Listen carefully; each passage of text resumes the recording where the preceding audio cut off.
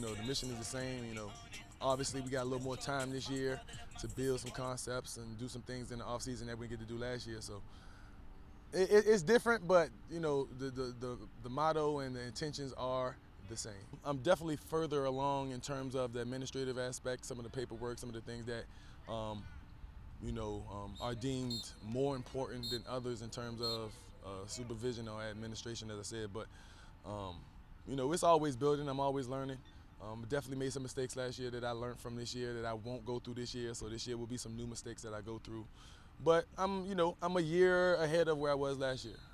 The next step is just for them to understand that we are in control of our destiny ultimately. Nobody dictates what we do and how we respond to the adversity ultimately. And not just adversity in the game, the adversity of the coaches, because we offer a lot of adversity just to kind of measure our emotional growth as a team. So how we deal with the ebbs and flows of the season will ultimately dictate where we go. I have no doubt in my mind that we can go all the way, get to the state finals, but if you don't take care of cross your T's and dot your I's, then you don't handle that business. So if you know Hermitage culture, you don't go into the season just trying to win a playoff game. You don't go into the season just trying to have a winning season.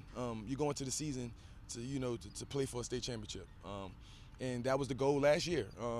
I know it was an interim tag and all of these things, but throughout the past 5 years and through all the transitions, I've always been here and always been a big part in the transition. So I was confident in rallying the kids, and I saw the talent that we had. So I know it sounds cliche, but I wasn't surprised.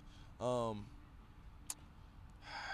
surprises were, I can't even tell you what the surprises were, because everything was one day at a time, especially as an interim coach. So no, I wasn't necessarily surprised, and I'm expecting even more from us this year.